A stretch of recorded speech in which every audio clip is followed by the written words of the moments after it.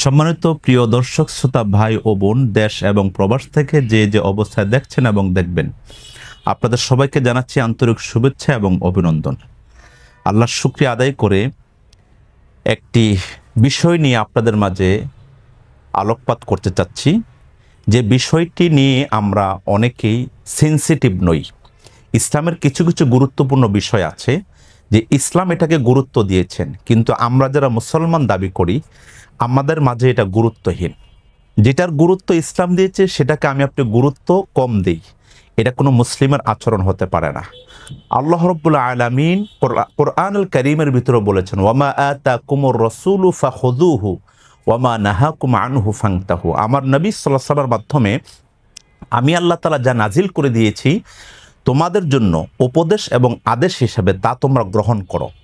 এই যে গ্রহণ করো, এটা আমর এবং গুরুত্বপূর্ণ বিষয়। ওয়ামা নাহাকুম আনহু ফান্তাহু, আমার নবীজির মাধ্যমে আমি আল্লাহ তাআলা যা তোমাদের মাঝে নিষেধকৃত হুকুম দিয়েছি তা তোমরা ছেড়ে দাও, এটাও গুরুত্ব।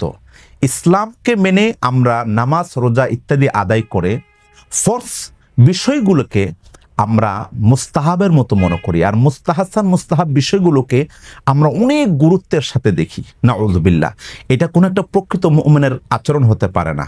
আল্লাহ তাআলা কোরআনুল কারীমের সূরা বাকারার 208 নং আয়াতে কারিমের মাঝে বলেছেন, ইয়া আইয়ুহাল্লাযীনা আমানু দুখুলু ফিস সিলমি কাফা ওয়া লা তাত্তাবিউ খুতুওয়াতিশ শাইতান ইন্নাহু লাকুম আদুউম মুবিন।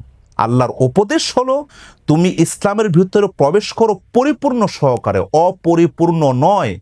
ইসলাম অপরিপূর্ণ কোনো বিষয়কে অ্যাকসেপ্ট করে না। এবং আল্লাহ বলেছেন ওয়াওয়ে কসমিয়া লাম তাকিদ দিয়ে, এবং তোমরা ইসলামে প্রবেশ করার পরে খুতুওয়াতে শাইতান, তোমরা শয়তানের কোনো কিছুকে তোমরা অনুসরণ করবে না।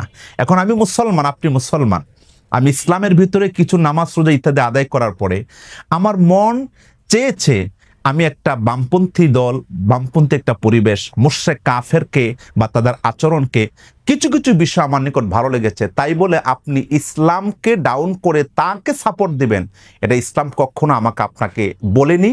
এবং এই বিষয়ে ইসলাম এখানে কঠোর এবং শক্ত। প্রিয় সুধী, যে বিষয়টি আমি আপনাদের মাঝে বুঝাতে চাচ্ছি সেটা হলো মৌলবাদ শব্দ। মৌলবাদ এই শব্দটি থেকে মূল থেকে মৌলবাদ এসেছে। মূল হলেন আল্লাহ এবং রাসূল সাল্লাল্লাহু আলাইহি ওয়াসাল্লাম, কোরআন।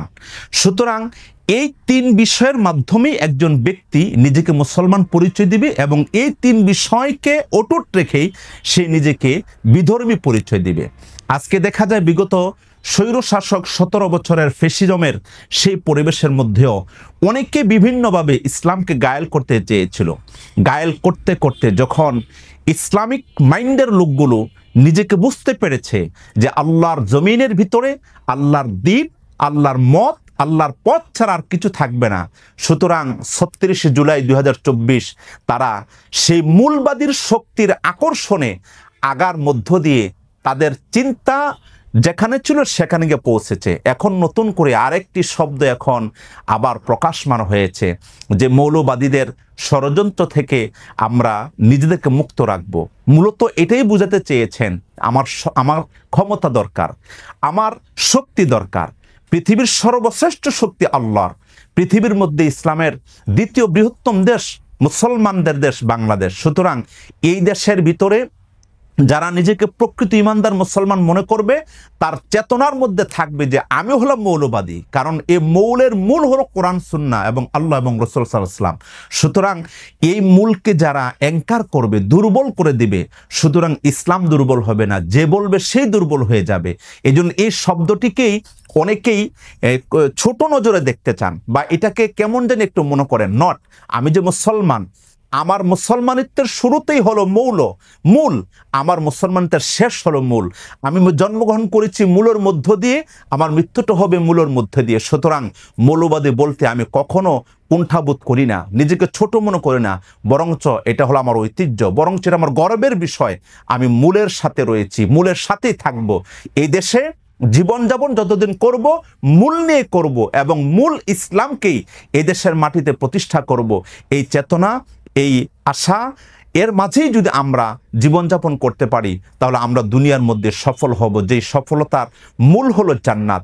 আমি আশা করছি আপনারা আমার কথা বুঝতে পেরেছেন, এবং যারা ইসলামকে ছোট করতে গিয়ে ওলামায়ে কেরামদেরকে নানাভাবে কটুবাক্য প্রয়োগ করে আল্লাহ তাদেরকে দিনের হেদায়েতের বুঝ দান করেন। হাদা মা ইনদি ওয়াল ইলমু ইনদাল্লাহ আলাইহি তাওয়াক্কালতু ওয়া ইলাইহি উনীব। ওয়াসসালামু আলাইকুম ওয়া রাহমাতুল্লাহি ওয়া বারাকাতুহু।